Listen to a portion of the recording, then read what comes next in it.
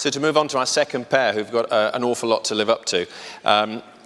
First of all, we have Eyal Feder-Levy, who's co-founder and CEO of Zencity, and Dina Barulfan, who's the Deputy Director General of the City of Ashdod in Israel.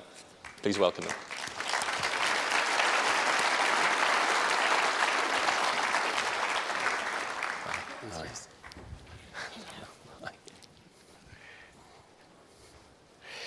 So Zencity is a technology startup that helps local authorities understand their residents better.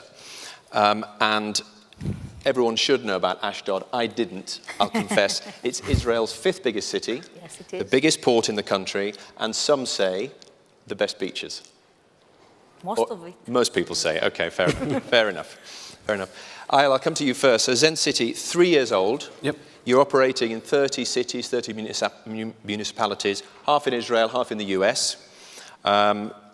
Great list of investors, a lot of sort of Israeli startup money in there, but also GE, Tata, Microsoft. So they must be excited about something. Tell me how it works. Well, I hope they are. They give us their money. It might come as a surprise to you, James, but local governments actually have a huge impact on our lives. I know it's an organization that's often scrutinized, but they're in charge of services around transportation, infrastructure, education, culture. Almost all the services that we enjoy as residents, as people, come from our local governments. And that they spend millions and millions of dollars every year to provide all of those services. And today they have no way of measuring the impact of their investment. Did we actually move the needle? When we commissioned this new park or new police squad car, did we actually make the change that we wanted in our city? And the reason for that is because it's very hard to measure impact in local government because their KPI is not revenue. It's level of satisfaction of their residents. And what we're trying to do is we're trying to measure that on a citywide scale, in real time, and across all of the different issues, not just by town hall meetings or phone surveys like it happened so far. We do that by aggregating all of the data that's out there, whether it's cities' internal databases, social media, local news websites, wherever people are already sharing their opinions, of course, only publicly, about the city and life in the city. And we analyze it using AI that we developed to show the city a score of how it's doing in the eyes of their community. Yeah. So where's the inspiration come from for that? Well, first of all, I'm an urban planner, so I had to justify my degree in some way. But more than that, I think that, again, the biggest challenges that we as a society face right now manifest themselves in cities, manifest themselves on the local level. And if we want to improve services, if we want to make our experience in cities better, that starts by being able to measure, understand, and change the way services are provided in cities. But is there another story? I mean, were you, I don't know, hanging on the line complaining about council tax or they're not collecting the bins or something? Or what was it that sort of pushed you to start this up? Well, I think everybody can relate to the idea of seeing something that your city did and saying, why did they do that? Everybody wants this to be the other way around. And that happens all the time. We've seen examples where a town hall meeting had only 3 people that spoke against, let's say, a dog park in a neighborhood where there's the highest ratio of dog owners in the world, in Tel Aviv, and that dog park was decommissioned because of those 3 people. The fact that we don't have the ability to really understand what the community cares about is what drove us, and that was a huge frustration of ours that led to founding the company. And just finally, the name. I mean, Zencity, you know, Zen being this hub of peace and harmony. I mean, you're hoping to sort of make all the cities of the world sort of a much more relaxing place to be? Well, hopefully we want to make city leaders more relaxed when they come to make their decisions, but also it's the word citizen in reverse. So. I've got that now. Dina, and are you more relaxed, Dina, now you've signed up Zencity? What was how did that conversation begin? Because I should say, your city, it's about 250,000 people. So were you looking for Zencity, or did they knock on your door, or how did that happen? Well, a few years ago, my mayor and the city management, including myself, we decided to be more approachable to the inhabitants of the city, to be connecting with them on a daily basis. So as a fairly big city, we knew that it should be on digital platform, and we look for the right partner for us, because I believe that, like in your personal life, you must choose the right partners to do business with. And we look around, and we found Eyal and his initiative, And we decided to give him a chance. I believe we were the second municipality in Israel that let him operate within the city. And I can say now it is a success. Okay, I like the use of give him a chance, because there is that old thing, and I think hopefully most people in the room will have got over this now. There's that expression: you never get fired for hiring IBM, but you might get fired for hiring Zencity. So actually, it's a real. You have to. Was there any sort of pushback? Your colleagues who thought we can't give this to a startup? Yes, of course. Yeah. Because startup, it's risky. Yeah. You never take risk with IBM or any other big company. You pay much more, and you are like the 100 or 500 client in their scale.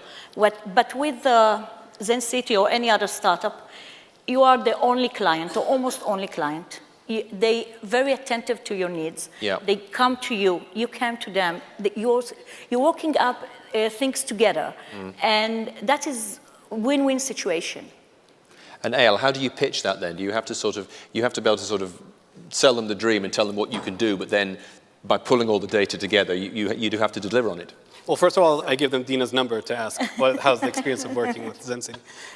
But I think it's just exactly what you said. It's about selling the dream. It's about meeting a real need on the city's side and making sure that your idea about how you're going to answer that need makes sense to them. Yeah. And tell me about you've talked about it a little, but the data that you're collecting, is all of this the freely available stuff? Yeah, so first of all, we only take data that's either publicly freely available or data that's owned by the city, nothing private. I think in the last year we've seen a lot of really bad examples of what happens when you misuse data that you weren't supposed to. So our goal is to make the relationship between cities and residents better. Our goal is to better serve people, and that starts by adhering to how people meant their data to be used. So we only take publicly available data and things that people consent to. And so I'm clear. I mean, that goes from everything from someone grumbling on Twitter about traffic, or it's someone it's not all just digital. I mean, some of it is a caller calling into the local radio station and saying, I don't know what, or they might be saying it's wonderful. Who knows? It can be all things. No, well, one beautiful thing about what we're doing is the fact that we, for the first time, show the city the things that they're doing well, right? Up until now, the city's used to hearing complaints. People don't call the service hotline to say, that was an amazing event last night, right? They call to say, what about my pothole or my broken street lamp? And with our platform, because we look at this variety of sources and because we look at all of the topics that people are talking about, we actually can highlight what are the good things that the city is doing, and actually even track the change in the sentiment of the city's changing policy or making a change in how they're doing. And was that your concern, Dina, that you didn't really, it's about connecting the sort of civic leaders with the people who you serve, and actually a better communication channel?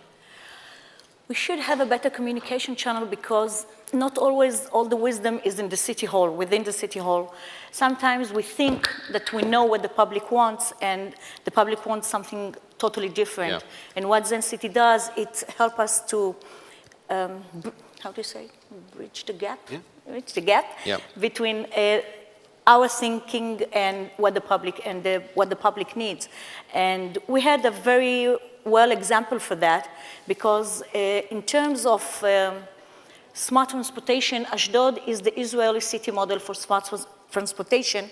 We received a huge amount of budget to implement this project. And first we were all focused in on the technical aspect of the project, sewer system, water pipelines, smart transportation, etc. And we didn't realize how our inhabitants were not connected at all to the project. They didn't understand the vision of why we wanted to become the most advanced and smart and have a smart transportation company and city, and that's what Zencity does for us. They raised a red flag for us to tell us, look, you are not on the right direction. Look what your people say, and it gets us to shift all the communicational strategy, and it cost us in the beginning. It cost us in decreasing the public trust. Yep. It cost us because it raised a lot of negative feelings toward the mayor, toward the city management. Yeah. And because we had this red flag, and because we would be able to change our policy and close this gap. And the scheme that you mean is this is a green transport plan. This is the number of different elements, but one of them is getting people out of their cars, Yes. onto the buses and electric bikes and so on. So, and I think you tried to do that without necessarily taxing everyone. So it was really, it was hearts and minds. It was hearts and minds, but the people wouldn't understand why we are making all these works and all this traffic. Yep. We took a perfectly fine city and turned it upside down in Yep. terms of infrastructures. Yep. So we have to connect the people to the greater vision, the great picture of the project. So what did you do in that instance? Yeah, I think this is one of the best examples we've seen of using our platform, and this collaboration actually provide great value, because many other city leaders, if they weren't as brave as the leadership in Ashdod, when they saw that they have a 90% negative sentiment about a project, the first thing they do is they scratch that project no matter how much it costs, no matter how big it is, no matter how impactful this is going to be for the city. And the brave leadership on the city side, together with our ability to actually show what is the main concern. And get this, the main concern wasn't noise or traffic. The main concern was, what is this good for? What is our end result? What are we going to see from this project when it's done, when it's completed? And through our platform, they were able to see that this is the actual nuance of the criticism, the actual nuance of the feedback, and make a very small change, a change in communication strategy, a change in the relationship that they have with the residents, with their community, and in that small change create a huge shift in sentiment towards that project, and not scratch that project, scratch that initiative that is bringing amazing benefits to the city, like we've seen in other places. Typically, they would have scrapped it and probably found someone junior to fire, actually. We probably would have been first to fire, right? We're not IBM. But tell me how much so what sort of volume of data are you crunching on, say, a daily, weekly, monthly basis in order to channel these opinions into City Hall? So first of all, we work with a huge variety of cities. Our smallest client is 10,000 people in New Hampshire, and the biggest one is the city of San Antonio, which has almost 2 million people living in it right now.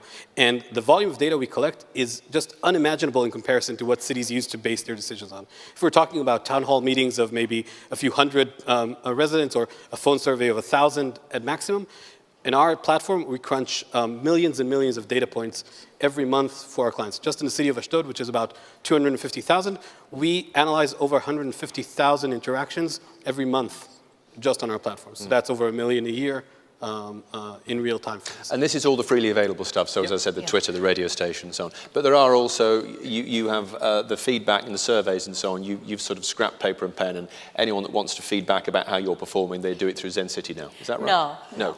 You always have to think about the people who are not connected on digital tools, because there's always people who are not on the social media platform, either because of age, because of religious reasons, or so on. So we have, as a municipality, we have a responsibility to all our residents. So we're monitoring by Zencity, and we're monitoring by traditional surveys, and we're monitoring by other stuff. And all together, it gives us the whole picture. And talking about the people, I mean, as we had in the last session, the technology might work, but you have to take the people with you. So how have you convinced your skeptical citizens that this is a brilliant scheme for the future? Well, first you have to persuade your workers, your employees. Then you have to sell it to your people, because the biggest challenge is to do this shift in set of mind, to go from traditional municipality who's only be there to give day-to-day services, to a municipality who's not only give the best services, but to connect on everyday level. And to do so, you have to have the right partners.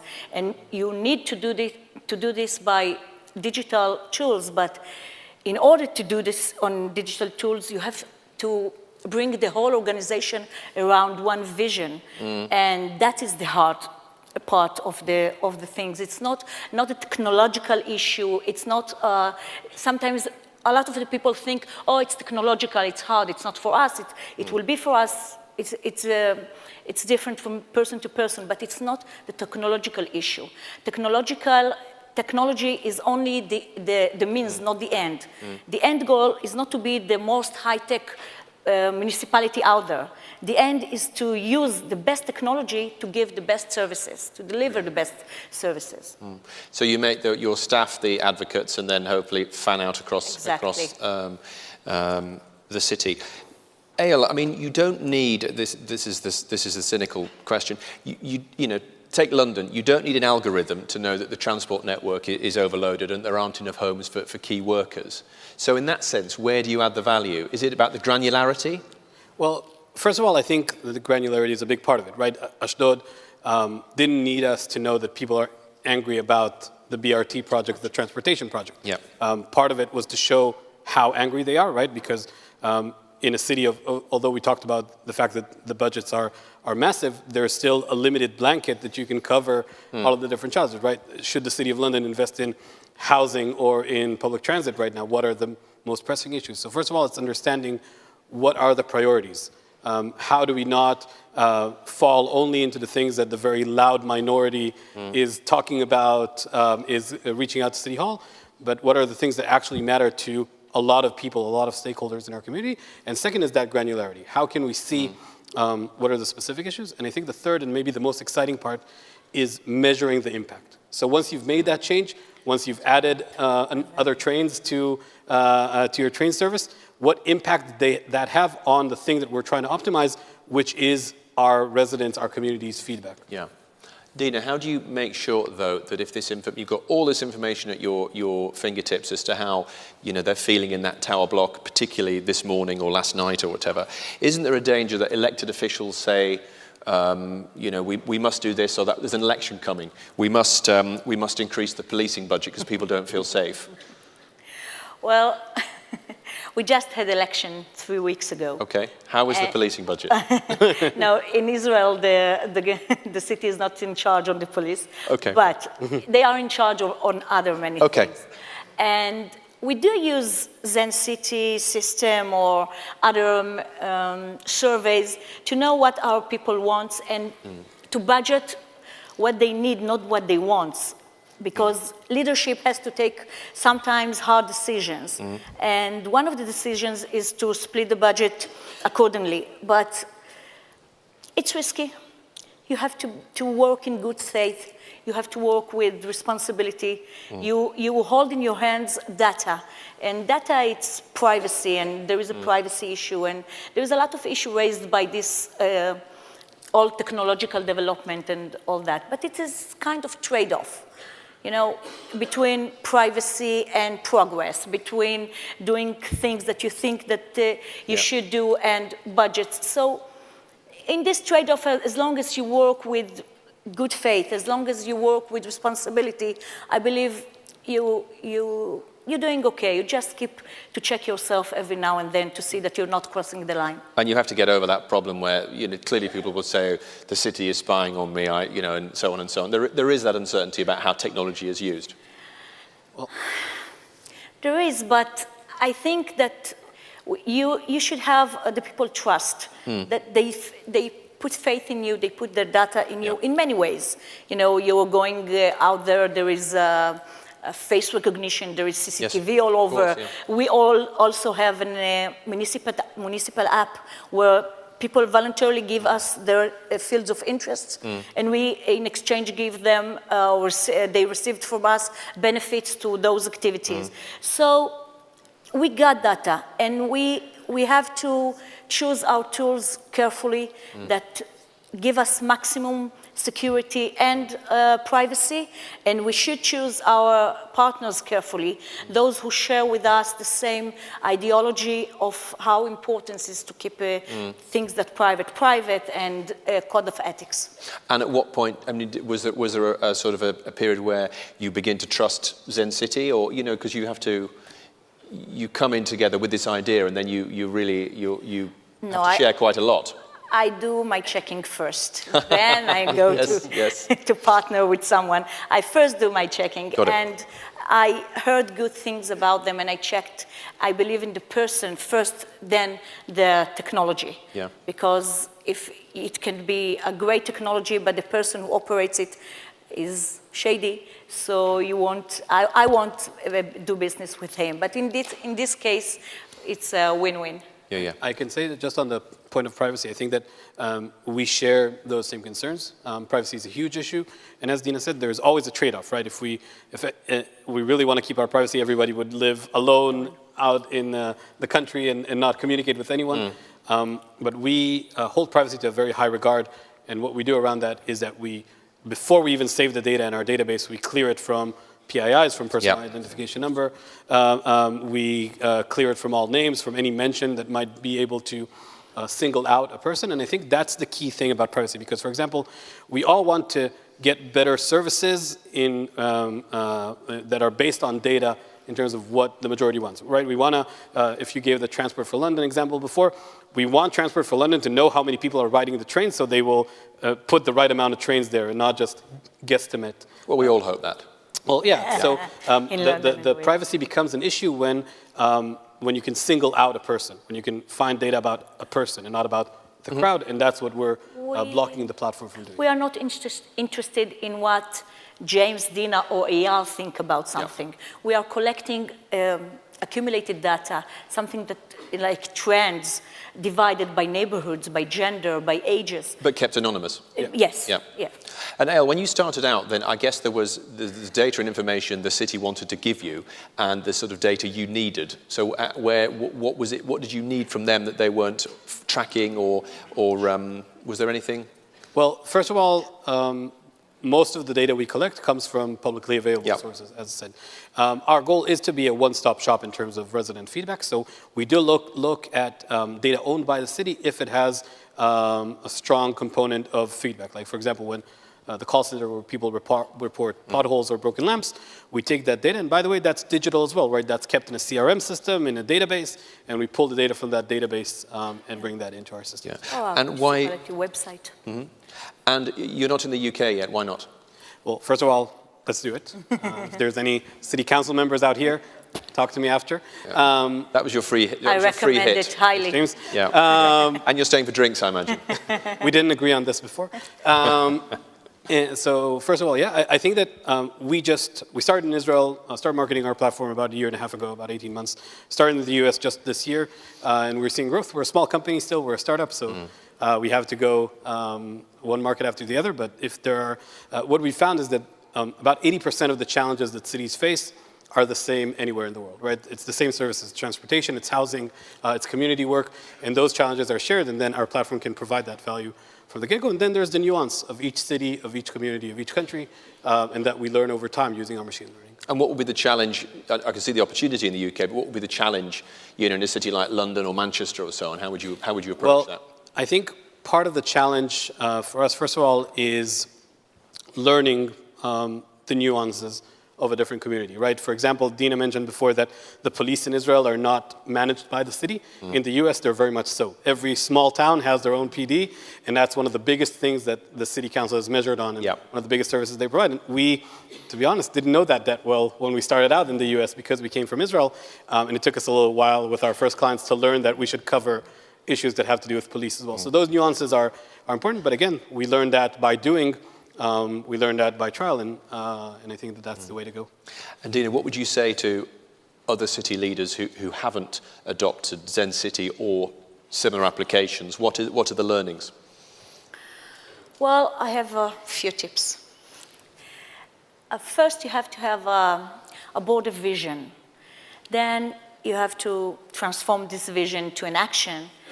And in order to do this properly, you have to have the right partners, as we said before, and to have the commitment from your employees, not only on the management level, but on every level. Everyone needs to be hands on deck if you want to do grand change in that scale. Another thing is, don't forget the people who are not connected to the digital. You have responsibility to everyone. Give startups a chance, and don't be afraid to fail. Sometimes you learn much more from failures than from success. We in Israel have actually and evenings, and excuse my French, it calls fuck up nights, when you take a drink or two and you stand up and in front of the whole room, you share your failures, and the people in the room actually learned a lot of it. Well, you know, in the UK, we've had one or two of those recently ourselves.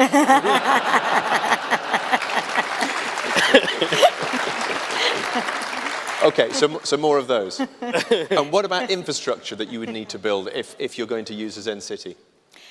The only infrastructure is an organizational infrastructure, not the technical infrastructure, because, as I said, and I believe that in that strongly, the technological tools are only tools. Yeah. So it's all out there. It's just getting it into the right funnel and getting someone who knows how to look at it to look at it. Plus, we're all cloud-based, so no infrastructure needed. Yeah. And I know you said at the top, Eyal, you've worked in smart cities for a long time.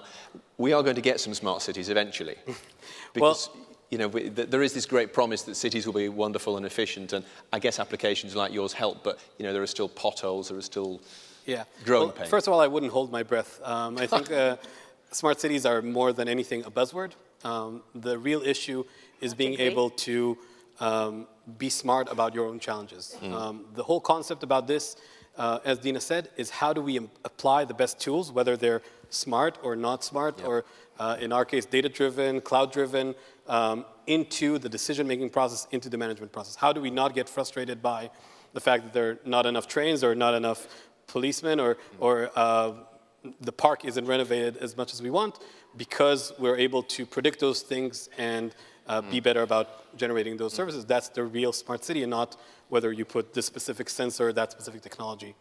So is it sort of you're struggling to keep up with demand, or are some cities saying, no thanks, we don't want this here? Well, I'm very fortunate to say that we've had great growth over the last year. We started this year with about 7 cities using us. We're over 30 right now. And in government sales cycles, that's pretty fast.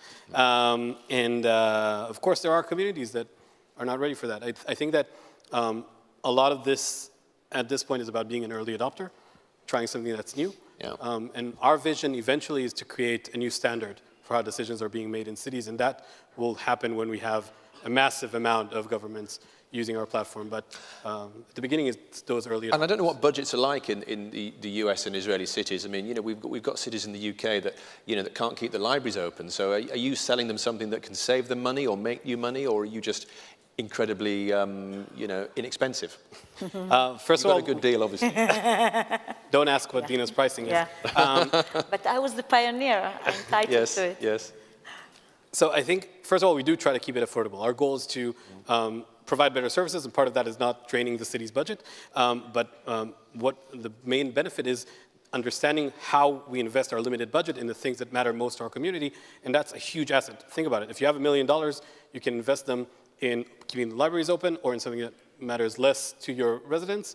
And through our platform, we hope to help achieve that understanding. And thinking about sort of the next decade, then, the technology that you've come up with here, I mean, where does this go? I mean, I thought this could be something that companies could use to deploy, a bit like sort of the Glassdoor model about what are your employees saying about you? What do they think about the cafeteria and all that sort of thing? Well, first of all, I'm an urban planner, right? Again, starting at the beginning. So we're city geeks, and we're very much focused on this sector. But we do see more and more types of organizations using this platform. We're talking to transportation organizations, utilities, property management companies, and all of those are also organizations that try to serve city inhabitants in the best way possible. Yeah. Okay, great. Well, I think that's a fascinating glimpse of the future. Thank you to Eyal. Thank you to Dina. Thanks for joining us. Thank you so much. That way. I'll follow you this way. Thank you.